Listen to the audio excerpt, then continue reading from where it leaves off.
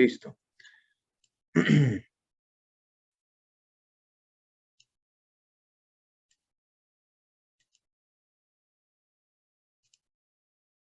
Ok. ¿Sí me escuchan bien? ¿Sí? Sale, vale. Muy bien, vamos a continuar con lo que corresponde a osteología de la extremidad inferior.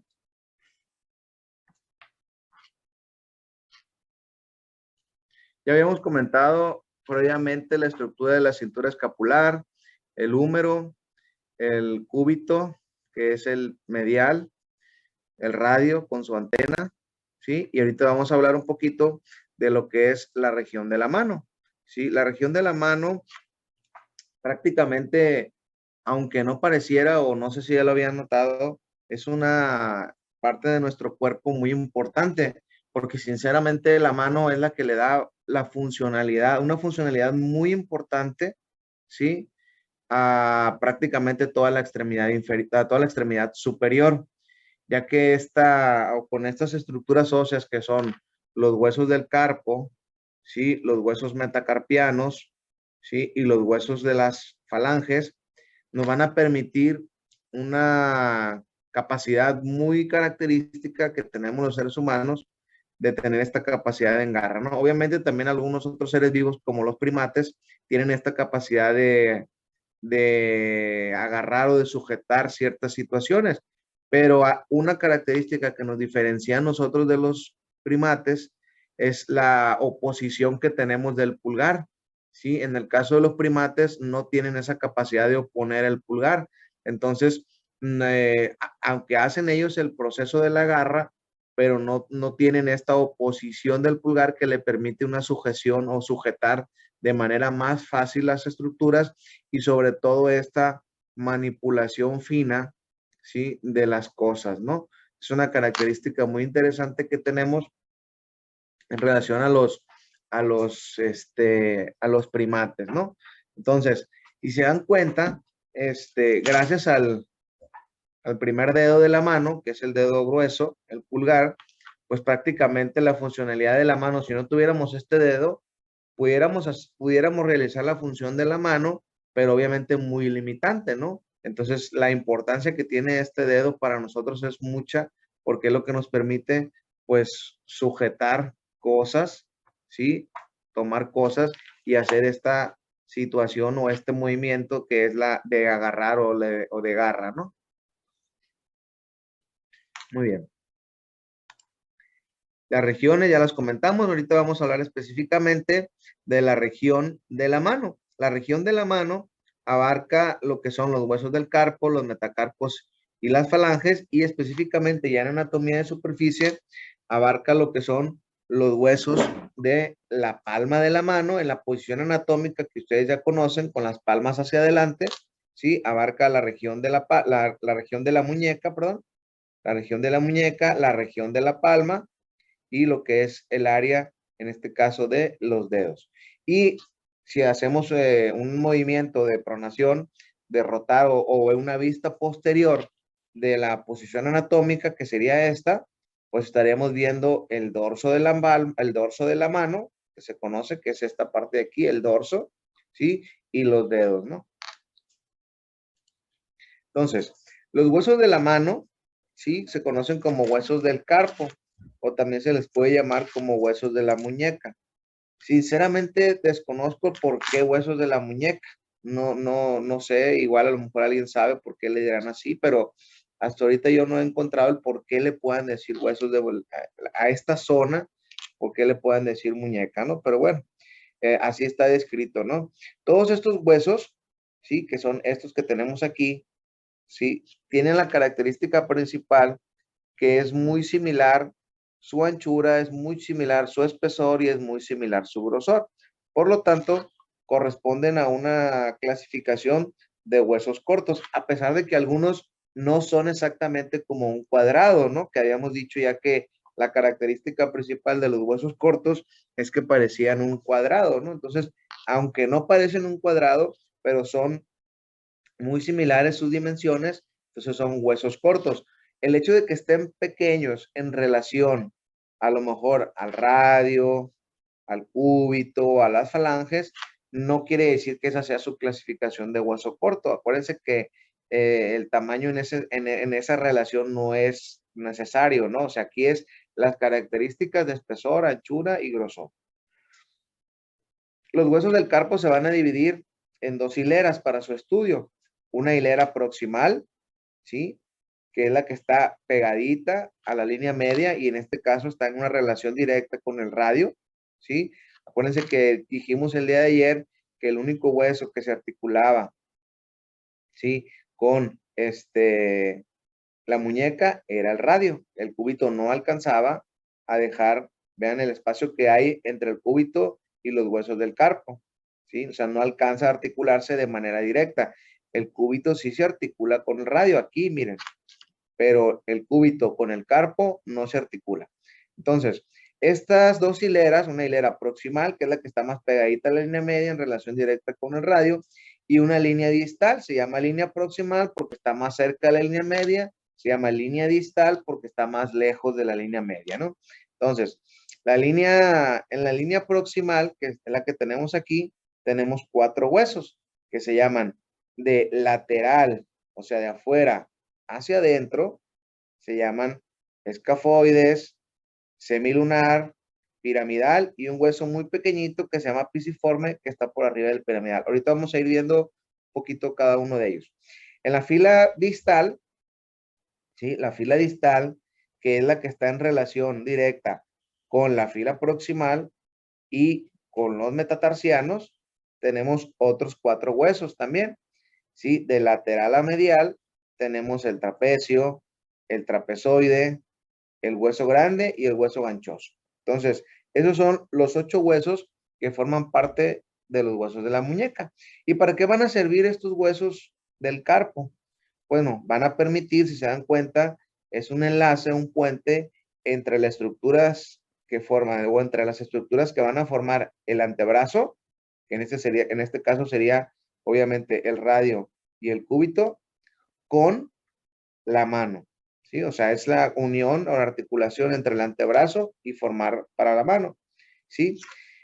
Se dice que estos huesos van a brindar, a pesar de que son huesos cortos, van a brindar una flexibilidad muy importante en el caso de los huesos de la muñeca, porque están articulados entre sí, ¿sí? Y tienen ciertos movimientos muy pequeñitos de deslizamiento, muy pequeñitos, se deslizan entre ellos. Y eso es lo que va a permitir, ¿sí? Cierta flexibilidad a los huesos del carpo, ¿sí? Entonces, se dice que la cara posterior, ¿sí? Si nosotros los vemos por la parte posterior, los huesos del carpo tienen una ligera concavidad, una ligera convexidad, y la parte anterior una ligera concavidad. ¿Qué es eso? Vean, es fácil. Si ponemos la mano así, ¿sí? De frente más o menos así, esto es una pequeña cueva, ¿sí? Esta es la parte anterior de los huesos del carpo y la parte posterior de los huesos del carpo es esta que tenemos aquí. Entonces está convexa, como si fuera una loma. Y aquí abajito tenemos una concavidad, una cueva. Inclusive, si lo observamos así más o menos, vean cómo se ve así como una depresión aquí en el centro, ¿sí? Esa es la concavidad que van a formar los huesos del carpo en su cara anterior, porque por aquí pasan unos tendones, ¿sí? Y por aquí también pasa una serie de nervios que le van a dar la función sensitiva y motora a la mano. Se llama túnel del carpo, ¿sí? Entonces, se dice que en su cara anterior son cóncavos o al articularse forman una concavidad y en su cara posterior forman una ligera convexidad. Muy bien, entonces, aquí nuevamente, fila proximal, ¿sí?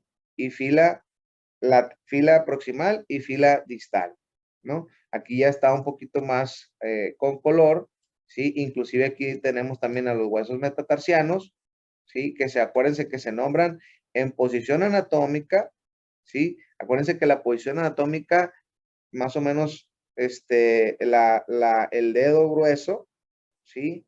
Mira hacia afuera, ¿sí? Entonces, este es el primer dedo de la mano, segundo dedo, tercer dedo, cuarto dedo, y el dedo pequeño es el quinto dedo, ¿sí? Y en posición anatómica, pues ustedes lo ven así de frente, ¿no?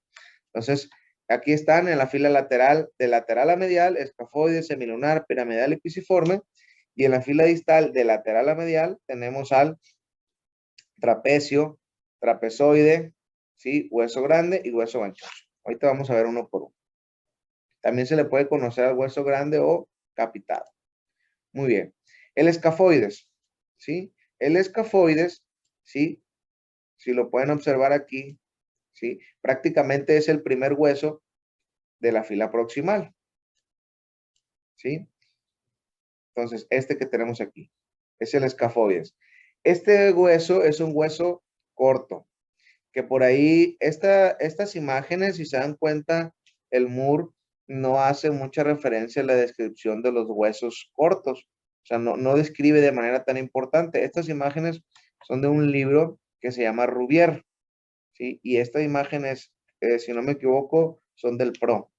Entonces, el escafoides es un hueso que tiene forma de barca, ¿sí?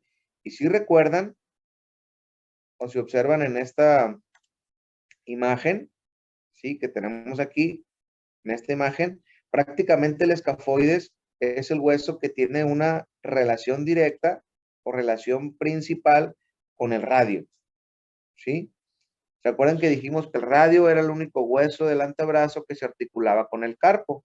Bueno, el contacto directo, ¿sí? Entre el radio y los huesos del carpo se da a través de este hueso que se llama escafoides, que tiene una forma de barca, ¿sí? Este hueso, obviamente a veces a nivel estructural es difícil verlos. Sí hay huesos en el anfiteatro, sí hay huesitos ahí, huesos del carpo en el anfiteatro que podemos agarrar y los podemos observar.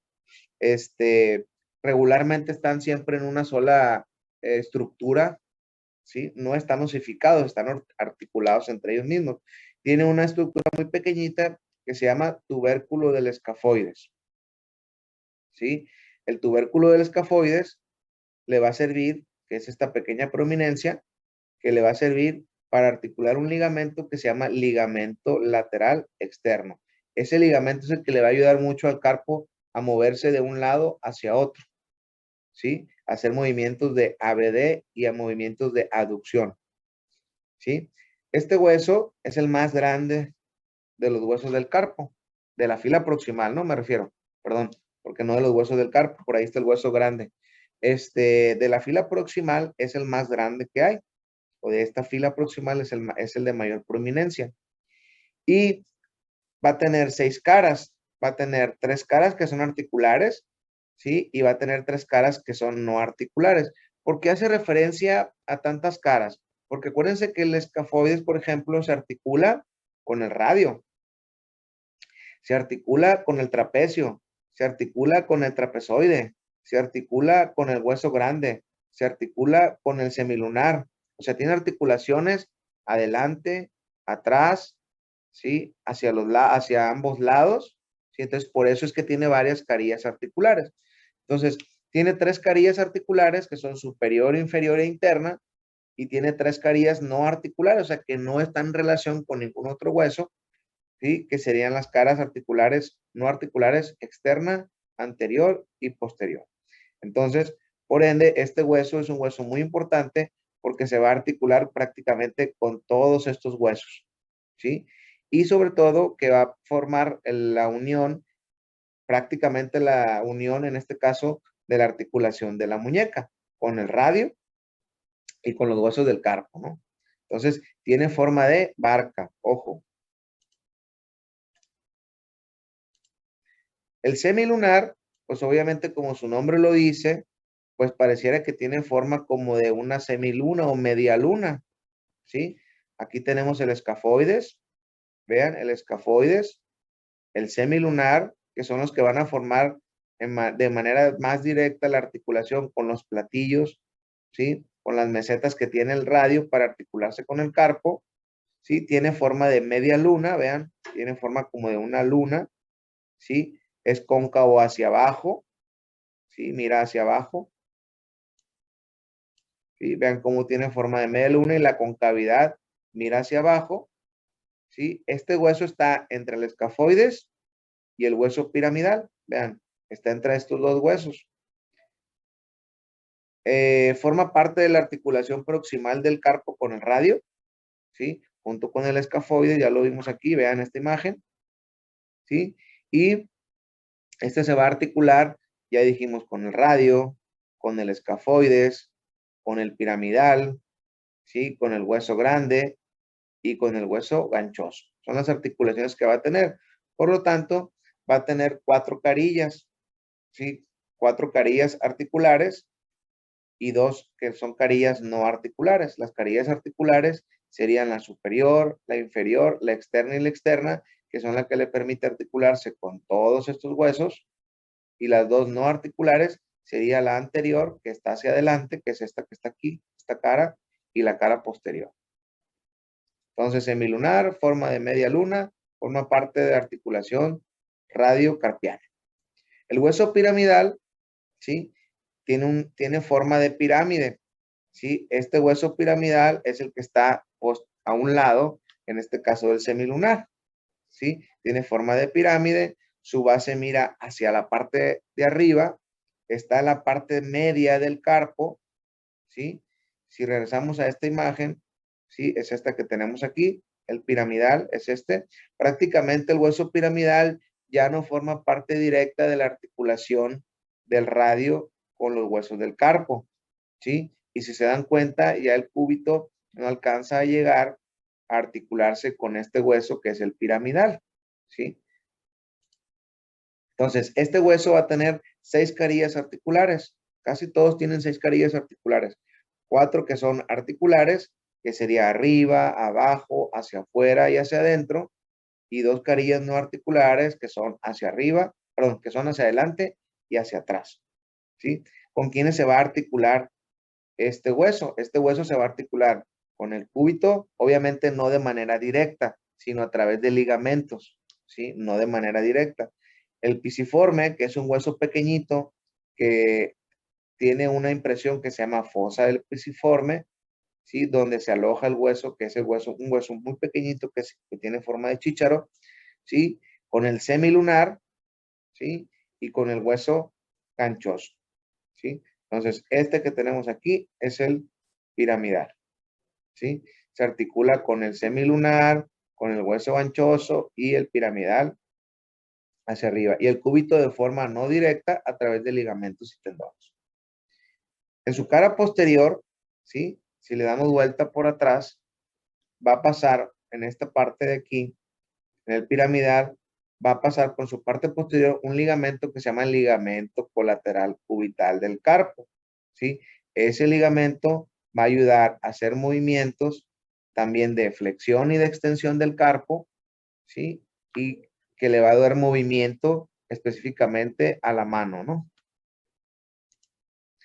El pisiforme es un hueso muy pequeño comparado con todos los demás huesos, inclusive con todos los huesos del carpo, es el hueso más pequeño, ¿sí?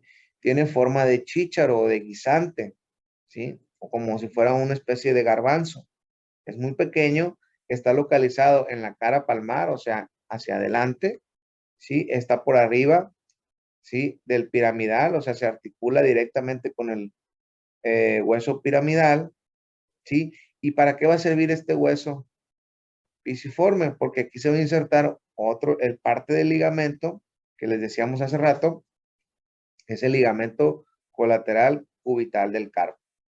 Y también algunos músculos van a dejar algunas fibras aquí. Algunos músculos van a salir de aquí y van a ir prácticamente hacia el dedo pequeño, hacia el dedo meñique o el quinto dedo de la mano, ¿sí? Tenemos un aductor del dedo meñique. Si ustedes ponen la mano, ¿sí? En posición atómica, así, y hacen esto, ¿sí? El aductor es el que pega, ¿sí? El dedo meñique hacia la línea media porque lo jala. Entonces, ese músculo que te realiza esa función se inserta en el hueso pisiforme. Y también unas fibras del músculo flexor cubital, ¿no? Que más adelante lo iremos viendo de manera más detallada cuando veamos estructura muscular. Este va a permitir en su cara externa, o sea, hacia afuera, un paso importante de la arteria cubital, que es la que viene de la arteria braquial, se va a dividir en una arteria cubital y en una arteria radial, y por ahí cerquita va a pasar esta arteria que se llama arteria cubital, y una parte también final del nervio cubital, que también es raíz nerviosa terminal del plexo braquiano. Acuérdense que prácticamente toda la mano hasta la punta de los dedos necesitan de esas fibras sensitivas y de esas fibras motoras, ¿no? Para sentir y para mover. Entonces se distribuyen prácticamente en toda la extremidad. El trapecio, ¿sí?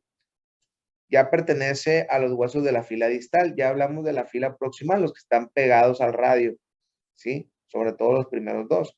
Entonces, los que se articulan con la fila proximal, pues serían los huesos de la fila distal. Y aquí tenemos el hueso de lateral a medial del primero, que sería el trapecio, que tiene forma de tabla, ¿sí? O un trapecio, una figura geométrica que ya conocemos, ¿sí? Tiene 4 lados, ¿sí? Y es el más lateral de la muñeca o más lateral de los huesos del carpo. ¿Cuál va a ser una articulación muy importante que tiene el hueso trapecio? Pues que se va a articular, ¿sí? En su parte posterior, se va a articular obviamente con el escafoides, ¿sí? Y con el trapezoide, hacia los lados, perdón. Y hacia el frente se va a articular con los metacarpianos 1 y metacarpianos 2, ¿sí? Si se dan cuenta, vean, aquí tiene un espacio para el primer metacarpiano, que es el primer dedo que forma la palma, y el segundo metacarpiano, que es el segundo dedo que forma la palma, ¿sí? Este va a tener igual 6 carillas, 3 articulares y 3 no articulares. Superior, inferior, interna, anterior, posterior y externa. ¿Qué músculos van a insertarse en este huesecillo o en este hueso? ¿Van a pasar a través de este hueso? Bueno, tenemos un músculo que va a pasar su tendón que se llama oponente del pulgar. Es el que nos hace hacer esto, ¿sí? Es el que nos hace hacer la oposición. ¿Se acuerdan de este movimiento que es oposición y reposición? No sé si se acuerdan de haberlo visto. Oposición y reposición. Bueno, este músculo que se llama oponente del pulgar es el que nos va a ayudar a realizar este movimiento, ¿sí? Porque en esta zona, más o menos aquí, tenemos al trapecio. Por ahí vamos a ver más adelante que los músculos se dividen en una región que se llama región tenar y región hipotenar. Entonces, eso está en relación con los huesos del carpo. Está otro flexor corto del pulgar, vean, nos ayuda a hacer esto, ¿sí? Y así como nos ayuda a aducir un músculo, el pulgar también nos ayuda a abducir, o sea, a sacarlo de la línea media, ABD, AD, ¿no? Nos ayuda a hacer este movimiento, ¿sí? AD, ABD, AD, ¿sí? Entonces ahí también se inserta este músculo importante en el trapecio. Prácticamente todos los músculos que van a insertar en esta zona del hueso del trapecio tienen que ver con el movimiento del primer dedo de la mano, que es el pulgar, ¿no? Ojo. El siguiente hueso es el trapezoide, ¿sí? Que también es una figura geométrica que no pareciera como un trapecio, ¿sí? Pero pareciera más, tiene una forma de cuña, aunque es similar al trapecio. Este también se va a articular, al igual que el trapecio, con una partecita del segundo metacarpiano. Eso quiere decir que el segundo metacarpiano, que es este, que tenemos aquí, este es el segundo metacarpiano, ¿sí? Va a tener una ligera articulación tanto con el trapecio, con el trapezoide, ¿sí? También este trapecio, pues obviamente se va a articular con este trapezoide, se va a articular con el trapecio, como lo pueden observar aquí, se va a articular con el hueso grande, ¿sí? Y hacia atrás se va a articular con el hueso escafoides. Tiene también 6 carillas articulares, ¿sí? Y los músculos que participan o que se insertan en la zona de este hueso sería también el aductor del pulgar, que nos ayuda a sacarlo de la línea media, y en algunas ocasiones, que no es muy constante, una parte del flexor corto del pulgar, ¿no? Que es el que nos ayuda a flexionar el pulgar. Entonces tiene forma de cuña y es similar al trapecio. El capitado o hueso grande, ¿sí? Perdón, sí es el hueso más grande del carpo. En relación con el escafoides dijimos que era el hueso más grande de la fila proximal, ¿sí? El hueso grande, evidentemente, es el hueso más grande de la fila distal, pero también es el hueso más grande del carpo, ¿sí? Entonces, Ojo, tiene una cabeza, ¿sí? O forma una especie de cabeza, ¿sí? Que se va a articular, que es este que tenemos aquí, hueso grande. Esta es la cabeza del hueso grande. Se va a articular este hueso con el escafoides, con el semilunar. Vean, aquí está la relación en su parte posterior. Se va a articular con el hueso ganchoso hacia un lado, ¿sí? Y con los tres metacarpianos centrales, ¿sí? ¿Cuáles serían los tres metacarpianos centrales? El 2, perdón, el 3, el 4 y el 2. ¿Sí? Va a tener una articulación importante junto con el trapecio, ¿sí? Va a articular los tres primeros metacarpianos, el 2, el 3 y el 4 metacarpianos, que son los metacarpos que están en el centro de la palma, ¿no? De la mano. Tiene carillas articulares al igual, ¿sí? Son 6, superior, externa, interna, inferior, y no articulares, anterior y posterior, ¿sí? Obviamente, no se angustien mucho por la situación de las carillas articulares, ¿no? Acuérdense que aquí hay características más importantes que hay que tomar en cuenta. Por ejemplo, la cabeza, sí, que es la que se articula con el escafoides, sí, y que se articula con los tres metacarpianos centrales, y que es el hueso más grande, sí, de todo el carpo, ¿no? Esos serían datos importantes a registrar por ahí.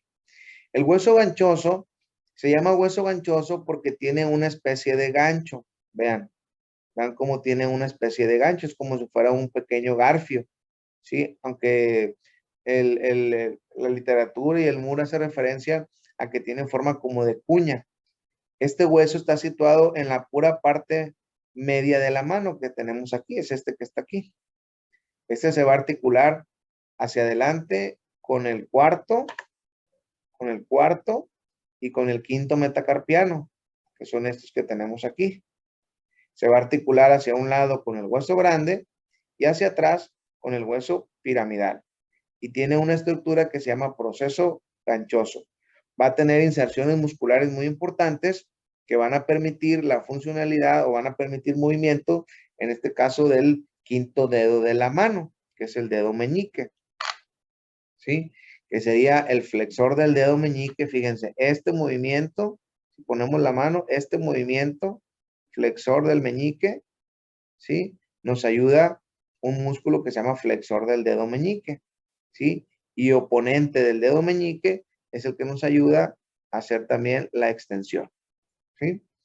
Tiene carillas articulares, al igual que los demás, ¿sí? Inferior, externa e interna, que son las que se articulan con los huesos metacarpianos y con el grande y con el piramidal, y dos no articulares, que serían la anterior y la posterior. Casi todas las carillas no articulares de los huesos del carpo son la de adelante y la de la parte de atrás, ¿sí? Porque las demás carillas articulares se articulan entre ellos mismos, entre los huesos del carpo, para formar lo que ustedes conocen como muñeca.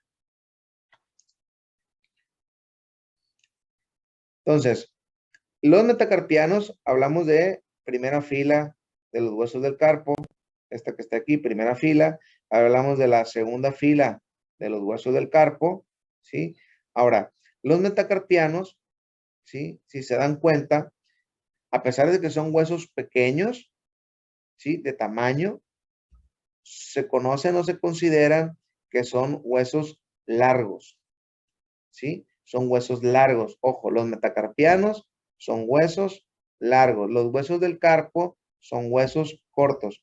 Estos van a formar el esqueleto de la palma de la mano, ¿sí? Esto que tenemos aquí, esta zona, toda esta zona está formada por los huesos metacarpianos, ¿sí? Y son 5, ¿sí? De lateral a medial tenemos al primer metacarpiano, al segundo metacarpiano, tercer metacarpiano, cuarto y quinto metacarpiano. Ojo, traten de a partir de este momento, ustedes ya saben que en la estructura ósea ya no se llama pulgar, es primer dedo de la mano, ¿sí? Y en la estructura ósea, el dedo meñique, pues es el quinto dedo de la mano, ¿sí? Entonces, estos huesos, sí, también tienen dos extremidades, una proximal, ¿sí? Y una distal. La estructura proximal, ¿sí? Es muy importante, o la extremidad proximal de estos huesos largos es muy importante porque van a terminar en una estructura semicircular, ¿sí? Parecida a un cóndilo, y que esto es lo que le va a dar la formación, es lo que forma la estructura de los nudillos, ¿sí? Si ustedes, esto que están aquí, ¿sí? Estas bolitas que nos tocamos aquí, estas prominencias, son los cóndilos, ¿sí? Son los cóndilos de los metacarpianos que van a formar los nudillos. Entonces, se sabe, ¿sí? Que tienen un cuerpo, tienen cabeza, tienen una base. Se sabe que el primer dedo o el primer metacarpiano, que en este caso es el pulgar, es el más grueso y el más corto, ¿sí? Si lo comparan con los demás, pues es el más grueso y el más corto. Ojo, ¿no? Porque por ahí les pueden preguntar, metacarpiano más grueso y más corto, pues ya saben la respuesta, es el primer metacarpiano, ¿sí? El más largo de todos los metacarpianos es el segundo, es este que tenemos aquí, ¿sí? El tercer metacarpiano tiene una estructura importante que se llama proceso estiloide. Si se dan cuenta, miren, esta pequeña prominencia que tenemos aquí se llama proceso estiloides y le va a permitir articularse de una manera más sencilla con la forma que tiene el hueso grande. Sirve para articularse con el hueso grande, ¿sí? Y bueno, ya comentamos que las cabezas de estos huesos metacarpianos van a formar prácticamente lo que ustedes ya conocen como los nudillos. Los metacarpianos, ya habíamos comentado, tienen dos epífisis, tienen una diáfisis y también tienen metáfisis, como todos los huesos largos que ustedes ya conocen, ¿no? Epífisis serían la cabeza y la base, la diáfisis es el cuerpo y la metáfisis pues es la unión entre este cuerpo y esta extremidad, ¿no? Forman parte, ya habíamos dicho, la parte media de la palma de la mano. Las falanges, ¿sí?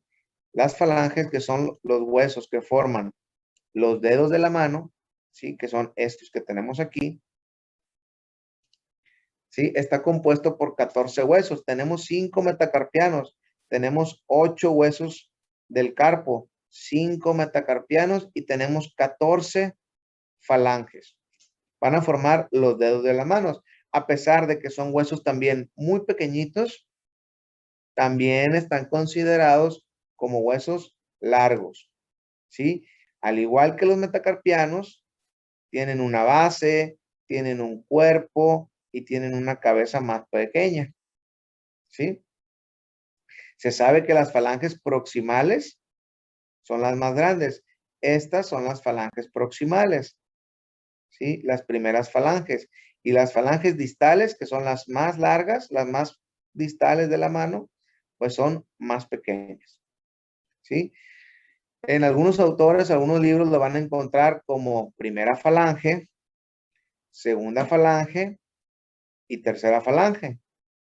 En algunos otros anteriormente se conocía como falange, falangina y falangeta, ¿sí? Pero esos términos ya van un poco más en desuso.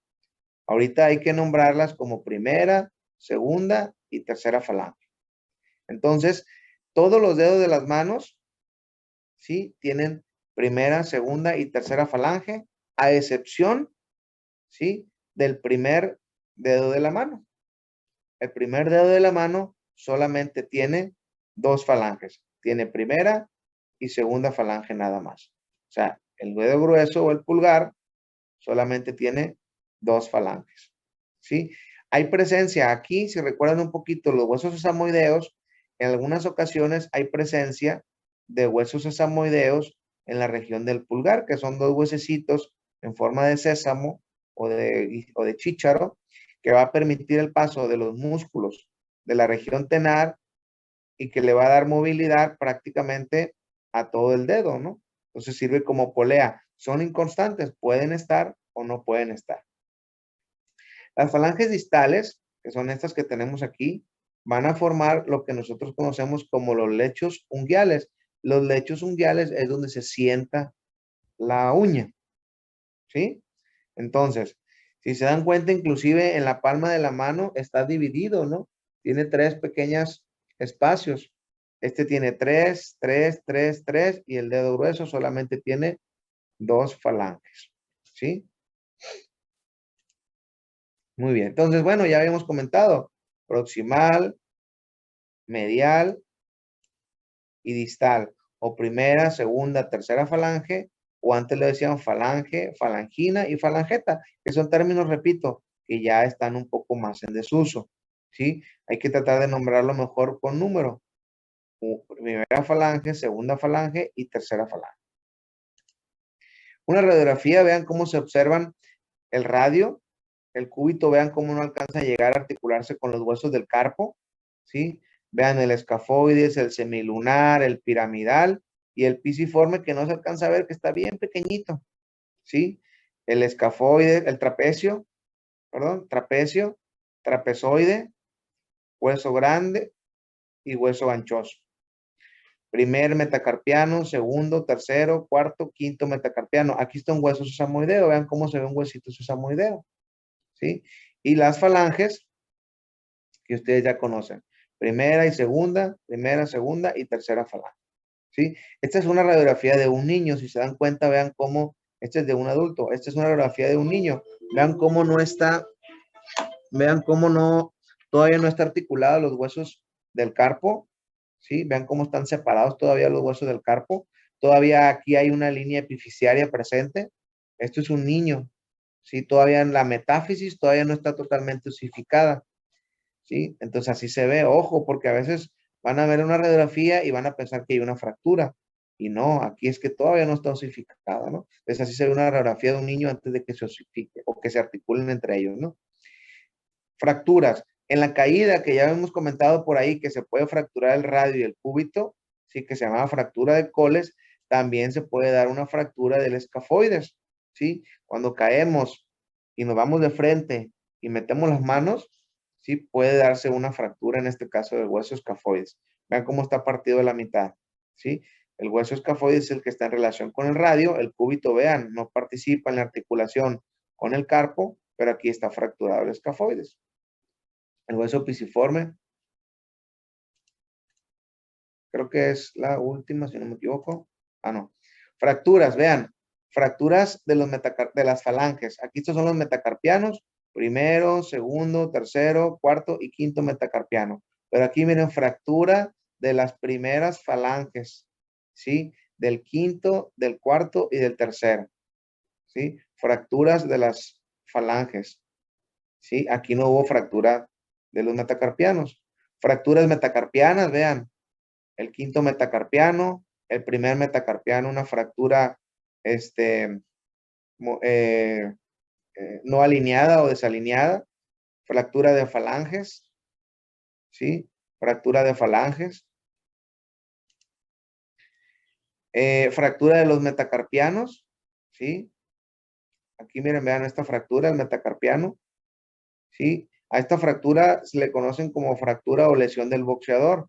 Cuando se golpea o se golpea un costal o golpean algo, o inclusive en un pleito con una persona o que le pegan a una pared o algo, esta fractura es muy común. Se llama fractura del boxeador porque pegan los nudillos, ¿sí? Pegan los nudillos y el impacto se transporta a través del metacarpo y se fractura, ¿sí? Entonces se llama fractura de boxeador, se llama esta fractura, ¿no? En los boxeadores es común esta fractura. Muy bien. Estos son los temas que vamos a ver la semana que entra. Hasta donde tengo entendido, no va a haber actividad el lunes y martes. Entonces van a tener oportunidad de revisar sus temas con calma, ¿no? Y vamos a entrar ya a lo que son los tipos de articulaciones. Ya vimos los huesos. Ahora vamos a ver con qué y cómo se articulan entre ellos y cómo se llaman las diferentes articulaciones que van a formar entre ellos mismos, ¿sí? Entonces, revisen bien tipos de articulaciones, la esternoclavicular, que es esternón y clavícula, acromioclavicular, que es acromion y clavícula, el hombro y el codo, ¿no? Muy bien. ¿Hay chance, jóvenes, para unas 2 o 3 preguntas?